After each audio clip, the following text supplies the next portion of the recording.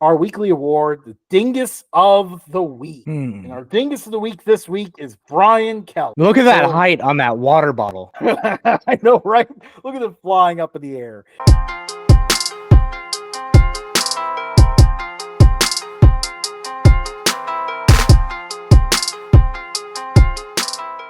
Hello, hello, hello, and welcome to Updog Sports Talk.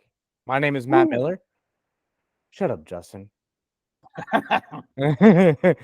Joining me Already got one today in. is the Shut Up Justin of the day, Justin McGovern. What's going on, man?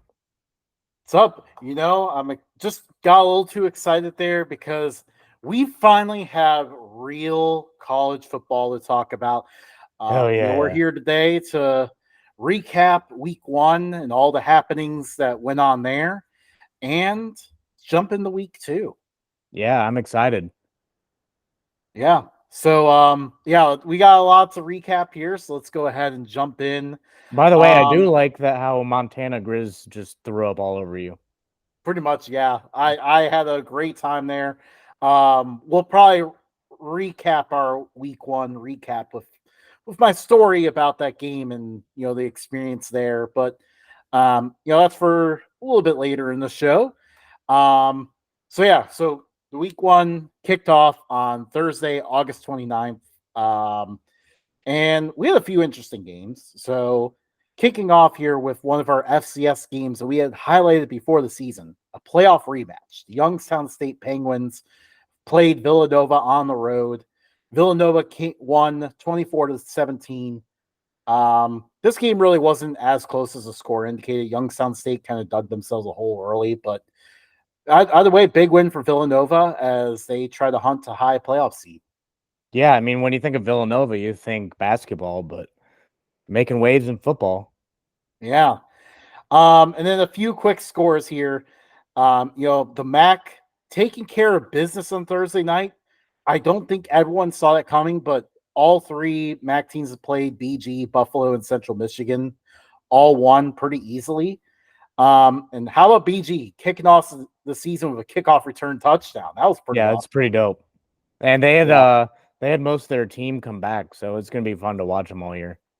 Yeah, we are obviously BG alums if you haven't seen us before, so we are very, very excited about Right here. Oh yeah, there it is. Bowling Green State University. Actually, it's Bowling Green State University. It's backwards. It's backwards on my screen here. Yeah, and I have my Battle of I-75 bobbleheads here behind me. So we're very excited about it. We're gonna try not to homer BG as much as we can, but We're not gonna that's really homer them. exciting. We're gonna hammer them. Oh yeah.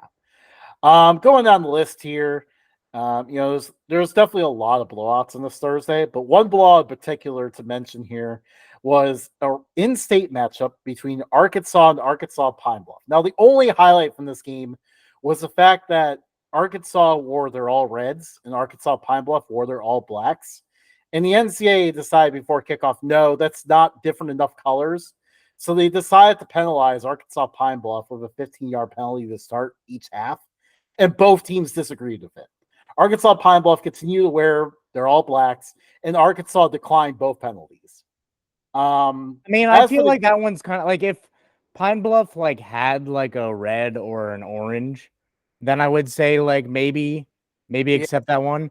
But it's all black. Like right, it's not even close to the same as red. Like it yeah, doesn't matter if it's home or away jerseys. yeah, and the bar in Montana that I was at like had this game on for whatever reason, and it did not look too similar at all. Like they looked very sufficiently different. You know what would be Um, funny? If College Football 25 added that feature in to where you could wear any jerseys. I would, if I'm playing a team that's red, I'm giving them all red, and then I'm taking all red just to get the flags going and the chaos started. No, you can, by the way. Just so Can you you? know, I haven't I haven't done it to you yet, but remember when we played against Coastal Carolina, we did all maroon and they had all teal. Yeah, but that's not the same. I went Yeah. all red versus all red. You could do that. I mean, if you want to do that to your Or eyes, go all ahead and white do that. versus all white. Oh man, now In the that is a in the nightmare. snow. In the snow. Yeah, that would be great. Oh, that would be a nightmare. That would be you would throw so many picks. As for the game itself, it was so bad that in the first quarter, Arkansas had a live line of minus 68.5. And they Dang. covered it. They Jeez. actually covered Yeah, that live line. there 70 was score. there was a prop bet that I was or a bet that as I was scrolling through was like, will they hit 63.5 points? And it was like plus 450. I really should have just taken that. That was ridiculous. Yeah, they hit 70. I mean, that's the Bobby Petrino effect for you. He Yeah. loves running up the score. What else do we have? Yeah, so this one, a more interesting game involving an FCS team, NC State and Western Carolina. Western Carolina had a lead in the fourth quarter of this game, Pat. Dang. Yeah. That's ridiculous. And I we'll get into this way later in the show when we do our picks, but this is quite concerning for NC State. They had some issues up front in this game, which is why they really didn't, get anything going until like almost the end of the game. But yeah, not a promising start for the Wolfpack, a team that we thought was pretty promising to start out the year. And you are changing hats mid-show? I No. figured it might go a little bit better. I don't think so. I think the Bucky's one looked better, but hey, gotta roll with it now. we'll see what I change into next. Now, obviously, the headline game of the night was Colorado and North Dakota State. So this game started out with pulling out all the hats. Colorado, North Dakota State. Colorado ended up winning 31-26. This game was looking very interesting, especially in the first half. North Dakota State was they were calling a masterclass on offense to start that game. Yeah, they covered the 9.5 spread. I won money on it. So shout out North Dakota State.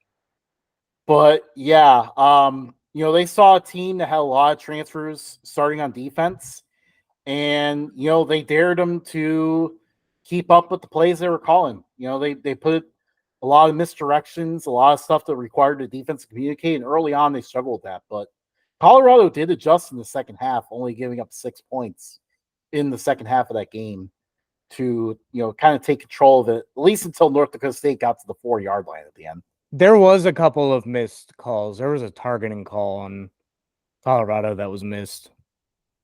Yeah. Yeah, there's definitely a lot of discourse around that. Yeah.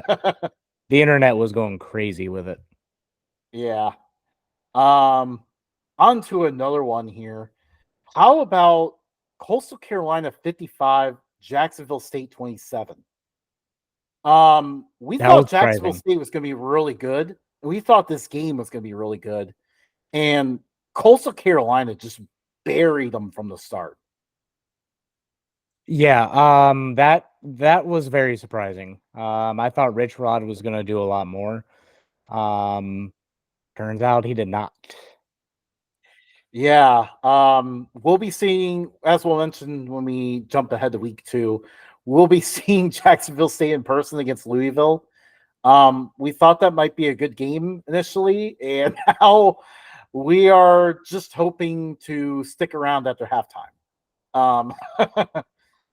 But next on our list here, we have a few more blowouts, but one blowout in particular, Stephen F. Austin played something called North American University. And sounds patriotic. What happened here was not patriotic, Matt. This game was 70-0 at halftime. Jeez. At halftime. They did 5-minute quarters in the second half just to get out of the game. Dang. So yeah, that one was pretty rough. Moving on here. UL Monroe against Jackson State. We had that highlighted as a potential FCS over FBS upset alert. But shout out to the Warhawks. They really they really Those handled this dope game. ass uniforms. Yeah, the uniforms are awesome, and they were ready to go. Like they won this game easily, and I mean that's an encouraging start. This is a team that was going to struggle to win games. They had to win this one to start the season, and they did it. So yeah, a good start there. The next one, North Carolina, Minnesota. Minnesota dragged North Carolina into a Big Ten West rock fight. I'm still going to call it that, even though the Big Ten West technically doesn't exist anymore. But let's be honest, we all know what that means. Yeah, Isn't they it dragged formerly them known as Legends? pretty much. But yeah, they dragged them into this rock fight. And North Carolina, even though they lost their quarterback to injury, still came out with a win. Yeah, that North Carolina's got some good things going for him. Mac Brown knows how to coach. Couldn't tell you who they had on their team because it seems like everyone I knew left. Well, except for O'Mary and Hampton, Yeah, but yeah, and obviously the other funny moment that happened in this game was Minnesota missed the field goal at the end that would have won the game, but they shot off the fireworks anyways. embarrassing. um, yeah. So another one, San Jose State and Sacramento State. I thought San Jose State was going to be in a lot of danger in this game. And for a long time, they were. Like, this is a back and forth game, but like Sacramento State kept scoring to stay ahead for a long time. Then San Jose State finally took the lead, and they just took off after that to win 42-24. Huge win for Ken Niumatalolo at the beginning of the year. Say that name 10 times fast. I know, right? I was in the middle of potentially butchering it and saved myself at the last moment there. So that was probably the only time I could have done it right. Yeah. But that wraps up Thursday. It's moving into Friday here. There were not a lot of games on Friday. Army handled Lehigh pretty easily. And then, unfortunately, it wasn't on Real TV. It was on Flow Sports. But Maine got a nice win to open the year, beating Colgate 17-14. Wow. And then Michigan State and Florida Atlantic. Michigan State in an early lead, and then Florida Atlantic kind of can't try to come back. But Florida Atlantic just could not stop stubbing their toes in this game. Just too many turnovers. It's kind of weird seeing like a Tom Herman team struggle so much in offense but be so good at defense. But that's what we have here. Maybe it was just like because they were playing a more superior team. Potentially. Because I think once they get to conference play, it'll flip. I think all of a sudden the offense will click and the defense will be like, well, we did our job, so we're done. See ya. Well, we'll find it out this weekend because they play Army. Oklahoma and Temple was just a weird game in general. The fact that they, like they stuck this game on ESPN for everyone to see on Friday night. And I didn't know why. I don't think anyone really knew why.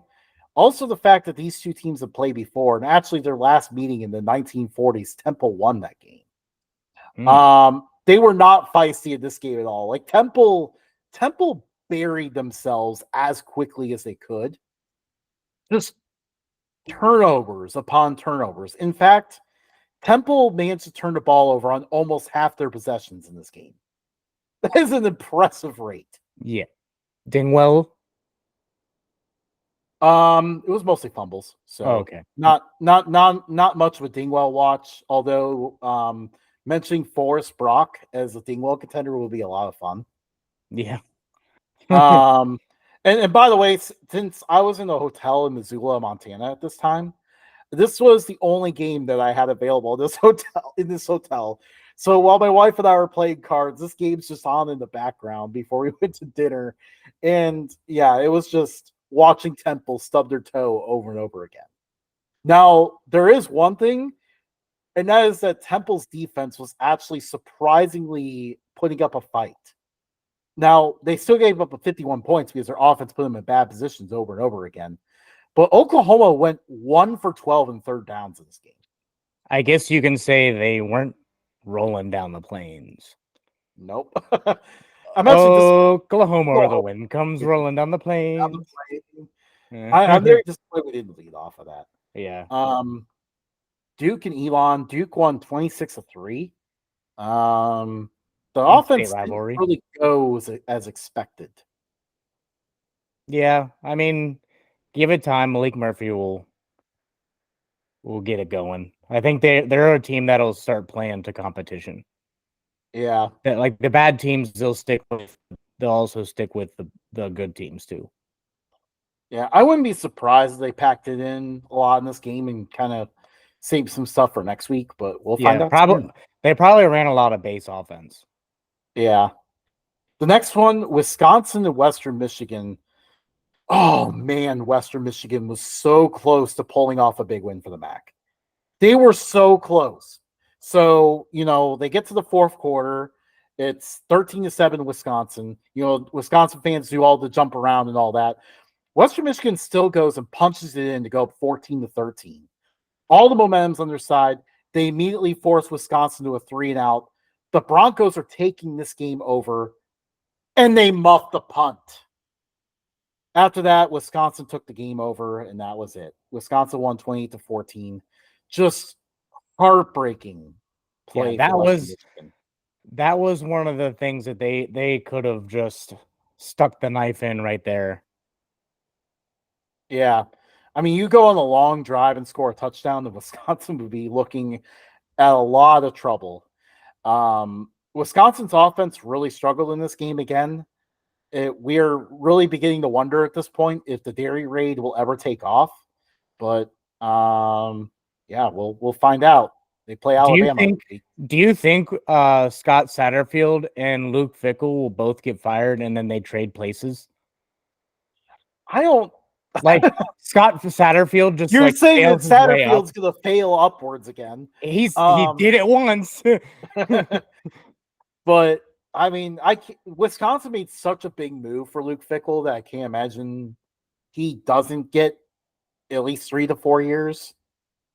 That's the thing with him. But yeah, the offense just isn't taking off, surprisingly. It looked like a good idea to modernize their offense, but instead of having running back after running back after running back just run all over college football and then do very little in the NFL.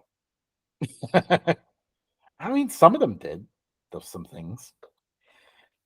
Anyway, so wrapping up Friday, TCU and Stanford was this weird after dark, technically ACC after dark game because Stanford's now in the ACC.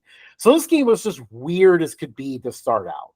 And they lived up to it on the field because Stanford couldn't go anywhere, but TCU just could not stop making mistakes. The first drive featured Stanford converting several third and longs because of TCU penalties, all the way until Stanford finally scored a touchdown. And that was really the theme throughout the game. Like TCU could not stop turning it over, constant penalties. And then, they kind of fixed it a little bit in the fourth quarter to pull off the win, 34-27. But yeah, this was just a wacky, weird game. I mean, it was perfect for that 10:30 Eastern slot on a Friday night. Although for me, since I was in Mountain Time, it was a lot easier to get to the end of that game. Yeah, it was hard over here. Yeah. Yeah. Mountain Time, by the way, I think is the peak time for watching college football. That's fair. That's a fair assessment. Yeah. So moving to Saturday here, games that started at 10 a.m. Mountain Time. Just enough time to go and get breakfast and get back. It was so nice. This noon slate was kind of a bust, to be honest. Clemson and Georgia. Georgia just dismantled Clemson in every way.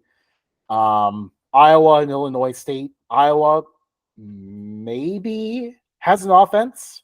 We'll find out.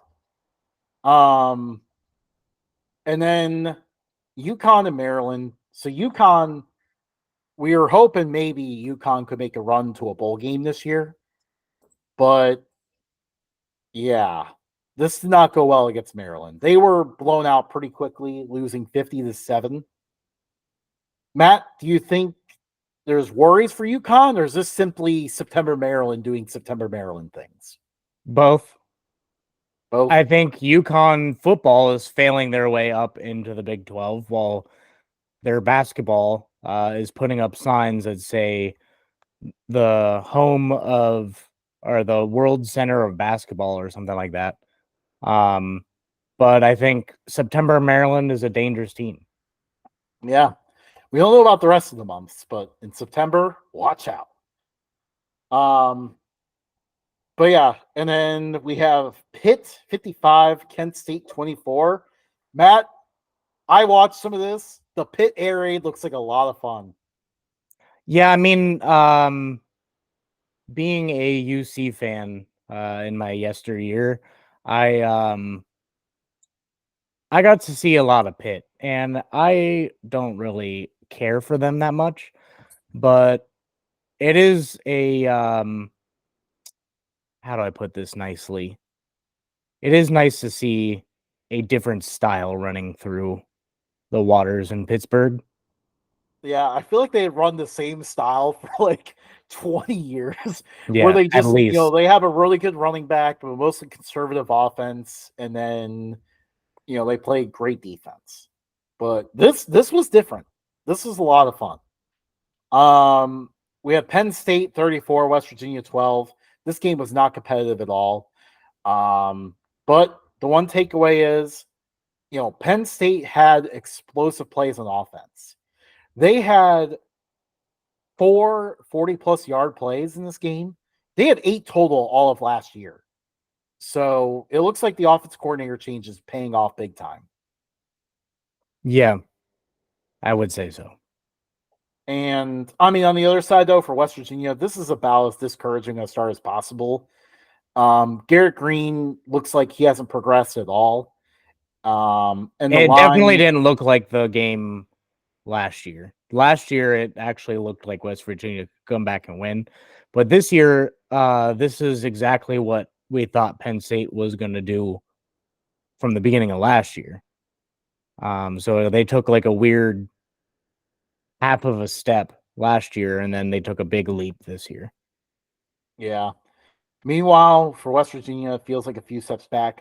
But getting to the highlight of our noon slate, Vanderbilt upsets Virginia Tech 34-27. It looks like importing basically all of New Mexico State into Vanderbilt has actually worked with fun results. And getting functional standing scoreboards.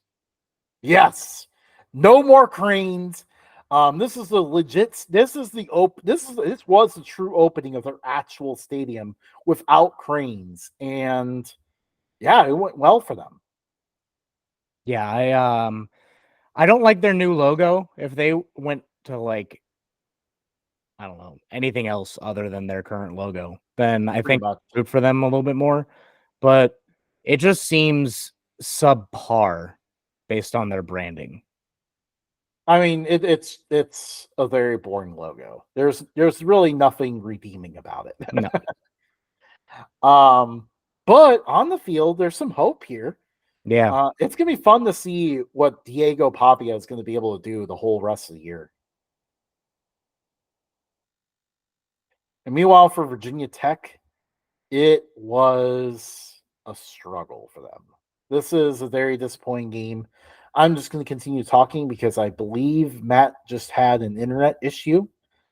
But yeah, Virginia Tech really, really struggled, and this is an off season of promise for them, and it just was a complete letdown for them. Matt, I was talking about what a letdown this was for Virginia Tech because I powered through your internet issue. Speaking of big letdowns, this router, man, I literally have it set. This is becoming an every episode thing at 8 o'clock to 8:15. It resets itself against my wishes. I tell it to redo everything at like 3 to 4 a.m. It knows that it is 8:15. It knows that we are recording, and then it's like, hey, you're not doing that anymore. Every single time. Best of luck on that, getting it resolved, hopefully in the future. So Oklahoma State and South Dakota State, we had this pegged as a dangerous game, and Oklahoma State, they handled them. They did a good job. 44-20. Yeah. That's all I got to say about that. And then Yeah. your thoughts here in Cincinnati winning 38-20 over Towson. I don't know why the score was so close. Like it maybe they just mailed it in near the end because that's when like Houston just kept scoring. And I was like, what the heck is going on? Like, I didn't get to watch the game. I followed it on my phone, but I feel like the score should have been way more lopsided. Yeah. So I don't think bright things are in Cincinnati's future. A pessimistic look, but we'll see. Like our maybe it can get better. One of the more wilder box scores of the day on the CW, Washington State 30, Washington State 70, Portland State 30. 100 combined points exactly between these two teams. For Washington State, a great start for the offense, but their defense had this hard time stopping Portland State sometimes. I mean, it's hard to stop those Vikings. Yeah. Also, is there cause for concern here? Air Force 21, Merrimack 6. Are we worried about Air Force's offense?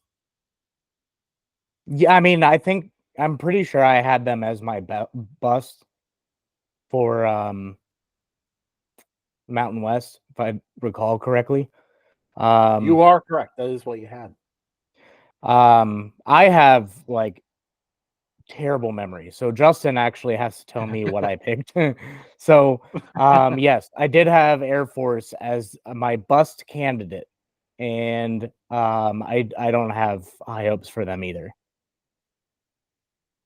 Yeah. I don't know. Like, I was not expecting that low of a score. Moving on here to Miami, Florida versus Florida. Going into this game, we thought there might be a possibility that, everyone dumped on Florida this whole offseason. Maybe they come out fighting and give Miami a tough time. That's not what happened at all here. Nope. And we both said that Florida was going to absolutely suck this year. It came out that their 5-star true freshman, I can't remember his name off the top of my head,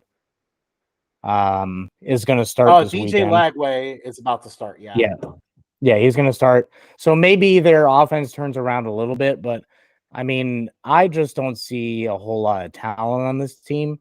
And to start a true freshman is scary because that just shows that they don't have much else. Maybe they'll play him for a game or two and then redshirt him. But right now, I mean, I guess he's the last hope. Yeah, I mean, for Billy Napier, you're trying to sell that there's hope for the future of the direction of this program. So having your star true freshman come out and look good is the best way to go. And honestly, like, if you're switching to this guy, this week's the only week to actually do it because they play Samford this week. There's really no other opportunity to do this. Watch them lose. That would be a spectacular upset in so many ways, Matt. Like, I'll just say it now. Like, Samford lost to West Georgia this past week. They could not stop West Georgia, a team that just transitioned from Division II.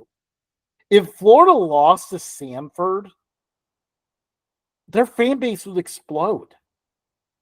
Yeah, Billy Napier would be fired before the end of the game. Yeah, maybe even at halftime. Indiana beat FIU 31-7. Honestly, the only thing I saw about this game was there was a penalty on Indiana and in like the second half, and then Kurt Signetti just sat on the sideline with this like angry look on his face. Like Matt, you're a dad, so like like if your daughter just keeps misbehaving and misbehaving, and you just get frustrated, you just close your eyes in anger, like I'm trying not to be angry on the outside, but I'm angry on the inside. That is the kind of look that he had on the sidelines, and it was very funny to see. You skipped on my end. I don't know what the last thing you said was. Oh, okay. Anyways, we'll move on.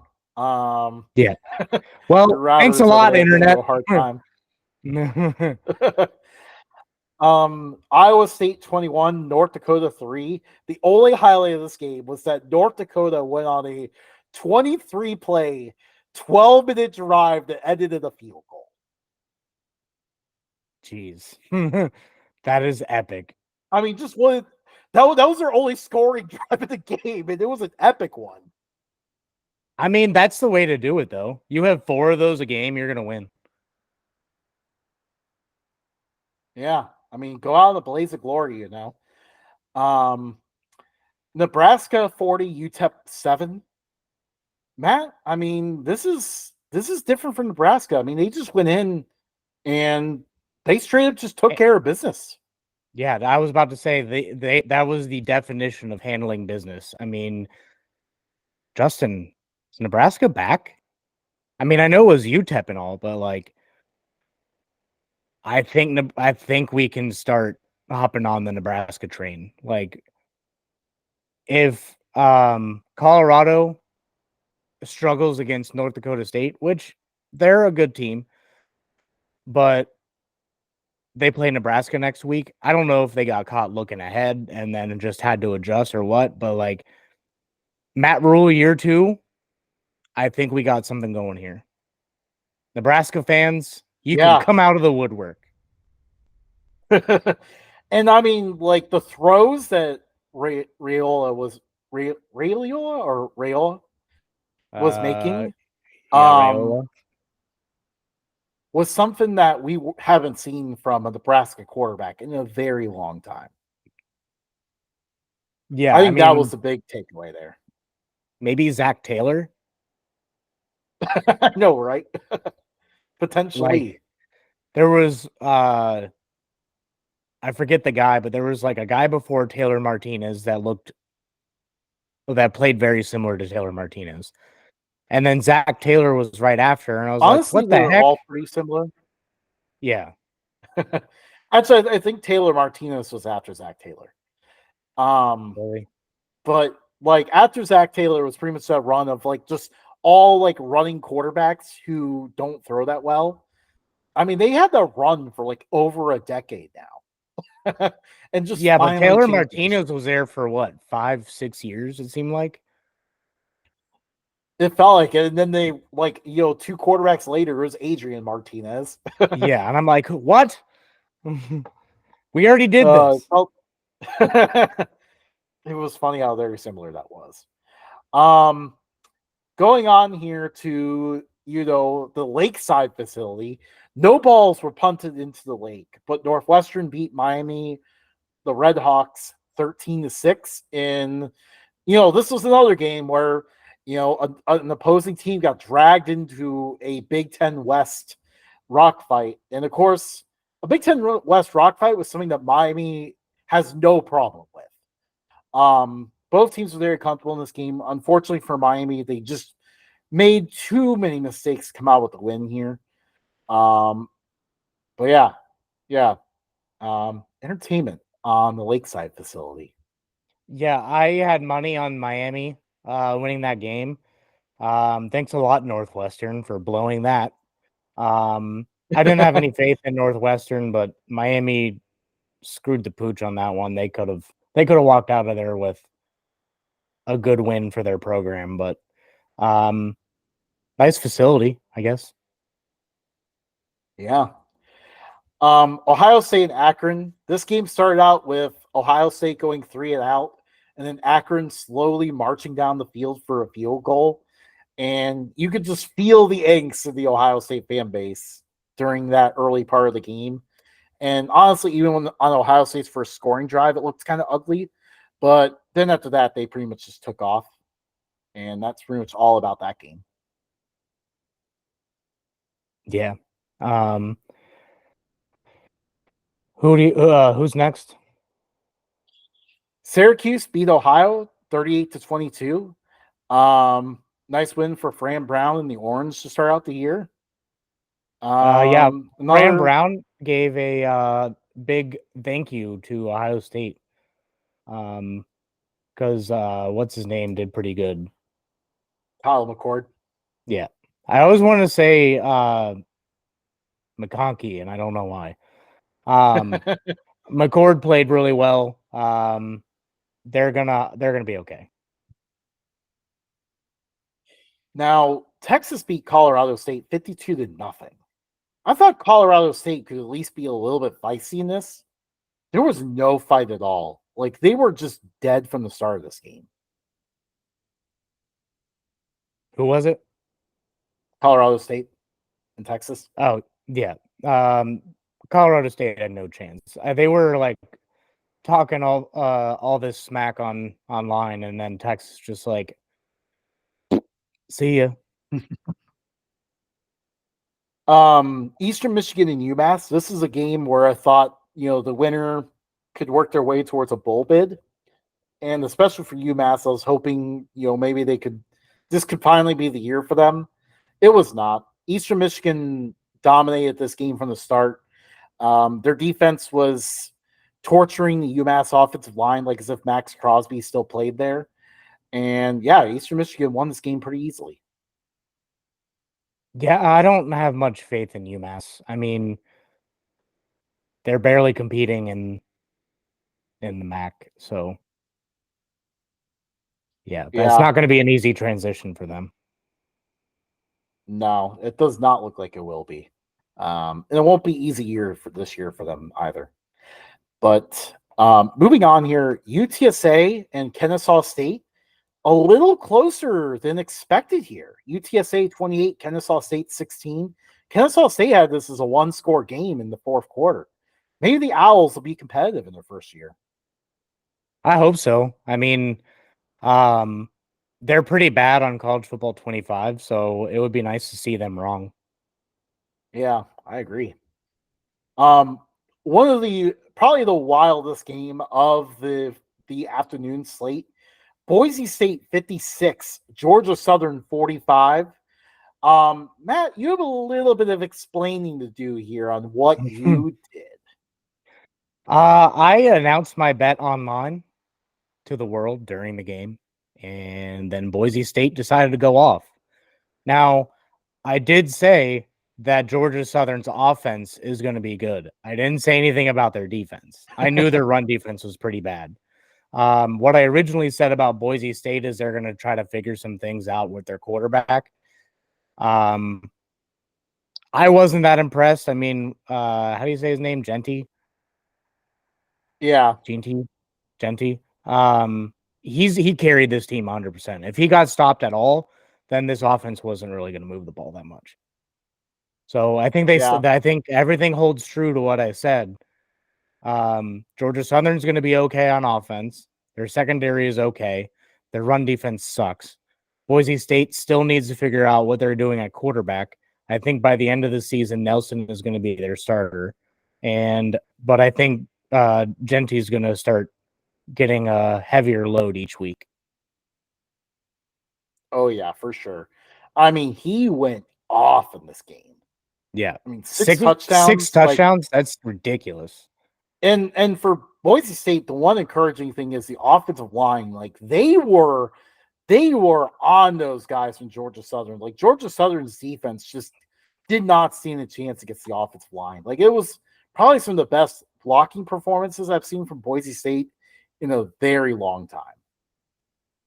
Yeah, I mean, like, they don't have a whole lot of tacklers in Georgia Southern. I mean, I should know. I played with them on College Football 25, and if we know, video games are very clearly correct on everything. Even Ryan Day is telling all his players, study your opponents on College Football 25. So it must be true. Oh, yeah, there we go. By the way, this is also a very weird game because like early on, it seemed like Boise State had this in hand. They went up 28-9, and then all of a sudden their defense just capsized for a while. Georgia Southern took control, and then Matt announced his bet, and then Boise State took control. Yeah, that sounds about right. Moving on here. So Northern Arizona beat the Traveling Gypsies, Lincoln, California, 66-6. And then South Carolina and Old Dominion. Now, this was a game where I said if the good version of Old Dominion showed up, they could be really dangerous for South Carolina. That is not what happened here. And Old Dominion still almost pulled off the upset. This was the version of Old Dominion that goes 3 and out really quickly, gives up a bunch of turnovers. They were horrific, and they still came within 4 points of South Carolina. I'm concerned about South Carolina, to be honest. Yeah, I picked them for Damn, don't give it away. never mind, I didn't do anything. Yeah, South Carolina sucks.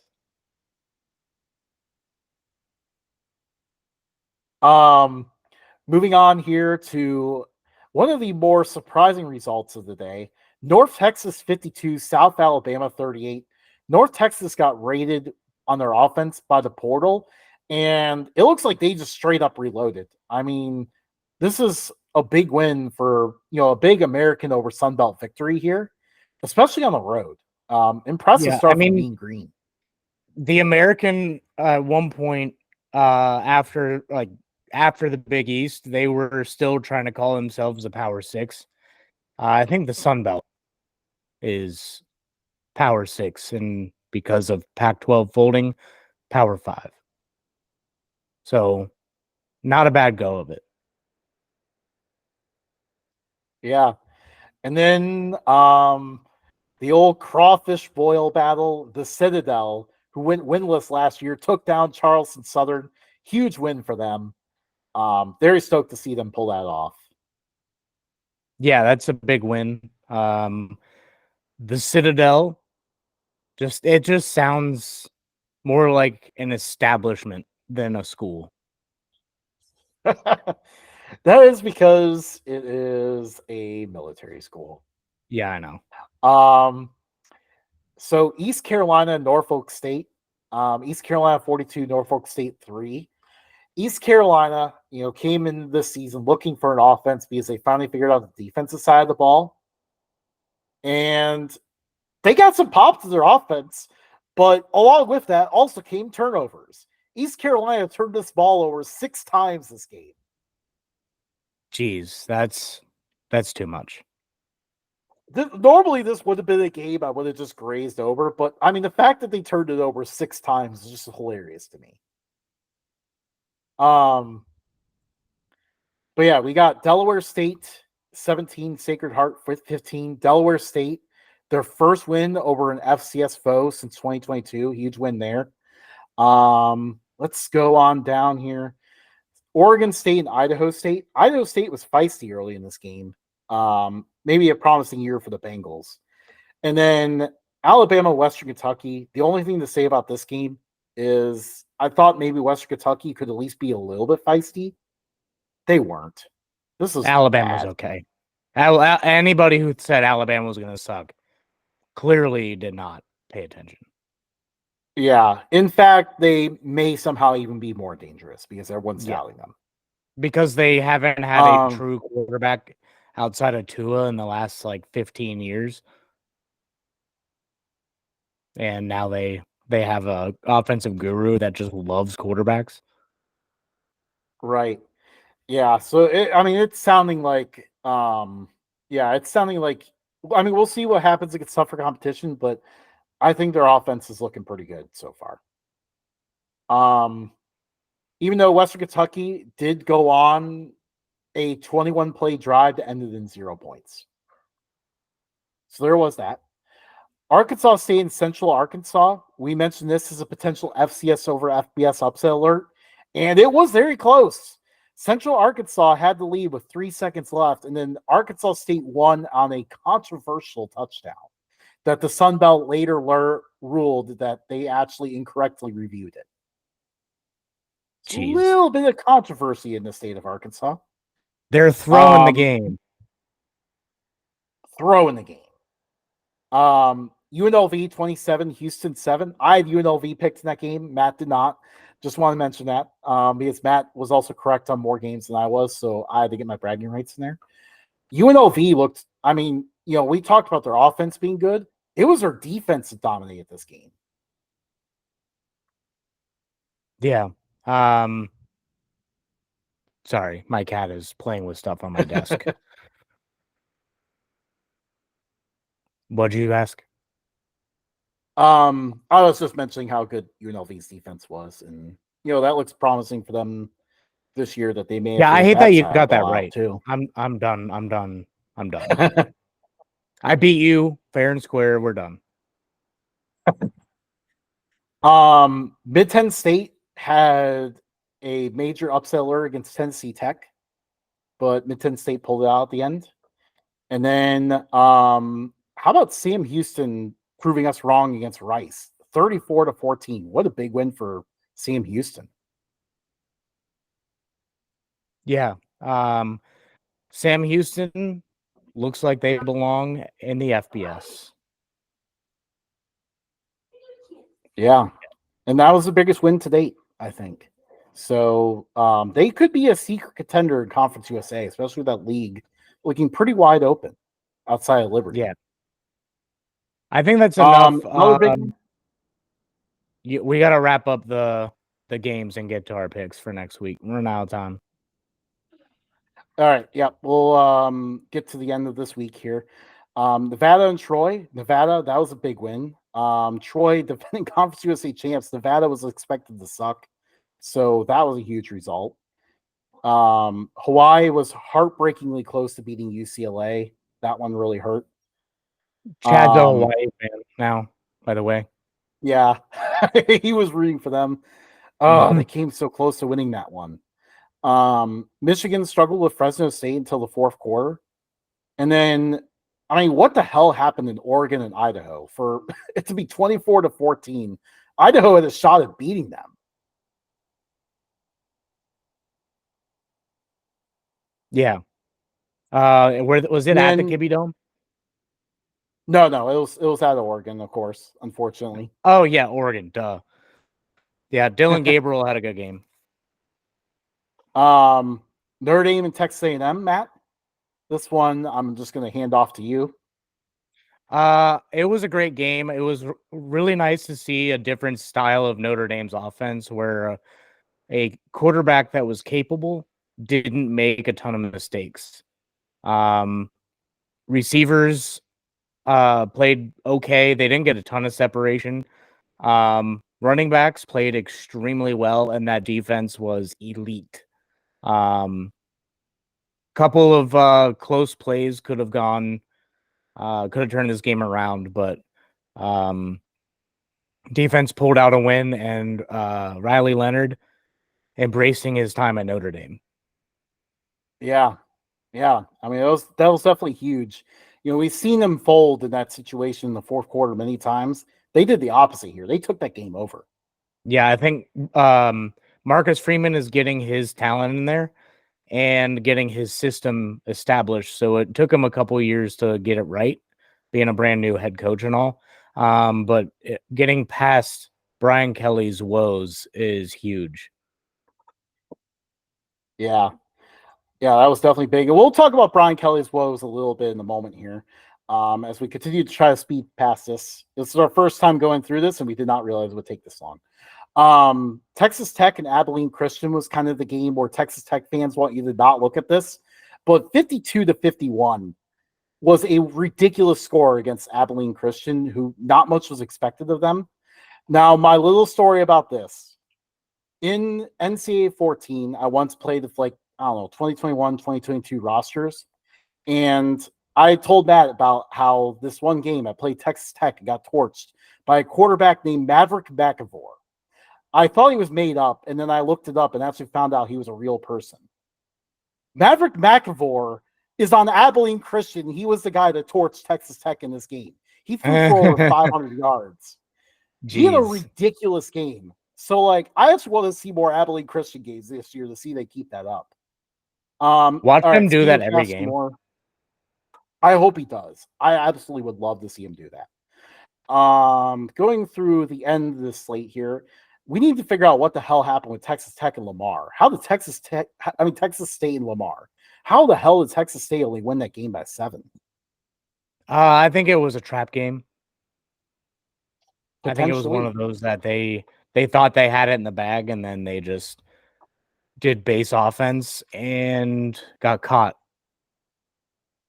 Yeah. And by the way, Battle of I-35 coming up, though. So obviously they may have been looking ahead to that.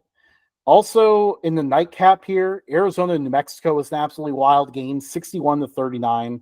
T-Mac with an absolutely ridiculous game of 304 receiving yards. Arizona State, are they good? Arizona State destroyed Wyoming, 48-7. Maybe their Sun Devils are good this year. And Maybe. then And they're getting past the Herm Sunday Edwards slate, era.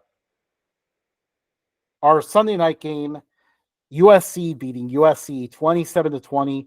We'll revisit this in just 1 second. You said And USC then beating Monday, USC. oh, USC beating LSU. Dingus. Sorry, trying to rush here. Monday night, Boston College just dominated Florida State. Matt, what are your thoughts on that one? And what's going on with Florida State? Florida State sucks. They lost me money. DJ Ulungale is no longer if he were to have like any eligibility after the season were to transfer, I'm pretty sure they would put him as a 2 or 3 star. Like, he's not great. He has not developed. He's taken steps backwards. He had one good game against Notre Dame like 4 years ago. His freshman year. Yeah. And that was it. And he didn't do anything when he got the spotlight in Clemson. He didn't do anything at Oregon State, and he's not doing anything at Florida State. So it's time to hop off the bandwagon. Mike Norvell, it was nice to know you. Maybe Memphis job will be open again for you. My thing is, though, things would be really simple for Florida State if DJ Uyunglele was their only problem. There's a lot of problems with this team. Like, when they brought him in as their transfer quarterback, the plan always had to be that Florida State was going to run the ball really well and only use him out of play action. That was it. That was what had to be the plan. And Florida State cannot run the ball at all right now. Like, they threw the ball 42 times with DJ Uyunglele. That's never a recipe for success. No. And the defensive line was supposed to be the best in the ACC, and teams are running all over them. Like, there's so many problems here. But we could talk all day about the problems that they have. But we need to get to our new weekly award that we actually used in the past, but are bringing it back. Our weekly award, the Dingus of the Week. And our Dingus of the Week this week is Brian Kelly. Yep. Look at that height on that water bottle. I know, right? Look at it flying up in the air. So Brian Kelly is now 0-3 in season openers at Florida State. I mean, at LSU. Sorry, they lost 2 of them to Florida State. You made fun of Mike Norvell, but Brian Kelly lost them twice in openers. Yeah. So Brian Kelly has 3 top 25 wins against SEC teams at LSU. Notre Dame, since he left Notre Dame has 2 top 25 SEC wins. But Brian Kelly's been playing an SEC schedule. So, I mean, what's the problem here? And, he blamed his team after this loss, but when you're 0-3 in season openers, sometimes you got to take a look in the mirror. Yeah, I mean, like, you can't blame your team when you're the one that's like, he even said that he wasn't calling the right plays and then went on to blame his team on execution. Yeah. I mean, like, dude, you shoot yourself in the foot. You did it in Central Michigan. You did it at UC and you did it at Notre Dame. Like, it's a pattern now. It's you, not the team. Yep. And until you can take a look in the mirror, and realize that for yourself. I mean, they're just going to be stuck in neutral. It's going to be the same thing each year. Yeah. And by the way, they open 2025 at Clemson. So let's look out for that. I already have my money on Clemson. We are down to 10 minutes of time here. So we'll be doing an abbreviated preview of our week 2. We do plan to eventually some weeks have episodes where we wrap up the previous week on Sunday and then with a live show and then preview the next week in the middle of the week. But we're not there yet because I was in Montana. But looking ahead to week 2, let's go over our picks. So our first game here, a key game for the American in terms of the playoff race, Tulane hosting Kansas State. If Tulane were to win this game, it would be absolutely huge for them. They would have a big leg up in that race. Do you think the Green Wave can pull it off, or do you see Kansas State winning this one? Kansas State lost too much. I think Tulane is going to be a powerhouse for the American this year. I think they're going to make some waves. And I think that they're going to be one of the teams pushing for that G5 playoff spot. So I think they're going to get a massive win for their program here, and Kansas State is going to make the Big 12 look bad. Love to see it. Love to see it. Unfortunately, that's not what I have. Avery Johnson looks like he's progressing a little bit as a passer. Kansas State looked very dominant in their opener. The offensive line may not be as much of a concern as originally expected, which is a weakness that I thought Tulane could take advantage of. If Tulane's going to win this game, they have to get after Avery Johnson with a disciplined pass rush. But I see Kansas State winning this one. Next game on our list here is for a big game for the ACC, NC State versus Tennessee. I mean, if the ACC wants to get multiple bids with the mess that is Florida State and Clemson, they probably need NC State to look good and win this game. Do you think they could pull it off, or do you see Tennessee winning this one? Nico for Heisman. That's all I got to say. Yeah, I see NC State just has too many problems on the offensive line again. I think Tennessee's going to get after Grayson McCall and make him uncomfortable. And the offense for Tennessee is just going to look very good. Tennessee wins. In the Big 12, Oklahoma State and Arkansas, Oklahoma State hosting this game. Fun fact is that Oklahoma State is actually closer in location to Arkansas than any SEC team is. But Oklahoma State definitely cannot afford to lose this game, but maybe Arkansas is a little more feisty with Bobby Petrino as their offensive coordinator. Who do you see winning this one? Oklahoma State. I mean, they have the better talent overall. Arkansas, it has not earned the respect to be called Arkansas. Yeah, they look better, but I think it's going to be a time thing. I don't think it's going to be an instant thing. So I think Oklahoma State is going to pound them into the ground, steal a win, and then go back to Oklahoma. Yep, I see Oklahoma State winning as well. I'm a huge fan of this team. I think they're going to be really good all year, and the Fighting Mike Gundys win this one. Then a massive showdown. This game pretty much is every network show going to it. Michigan versus Texas. Who do you see winning this one? I don't think Michigan has enough in the tank for this one. I think despite the mass exodus of Texas players, I think Quinn Ewers and Arch Manning, regardless of if Quinn Ewers plays bad, I think Arch Manning comes in, holds them afloat, and I think they walk out of there with a win. Being at Texas is the primary reason why I have Texas. Oh no, Matt. This game's in Michigan. Then why didn't you just put at Michigan? Because it's Michigan versus Texas. Why didn't Michigan you just put versus means that they're at home. Texas I always at Michigan. Once again, we're having our production meetings here. I I think they're going to the big house and steal a win. I don't trust the team from the conference that we're talking about. is always going to be the first team listed. So if it's first, it means that team's at home. If it's at, it means that team's on the road. Yeah, you have no ats there. Yeah, they're actually all at home. I just realized. For me, You I can see my confusion this week. Quinn Ewers, I think, is going to suffer the Dr. Pepper curse.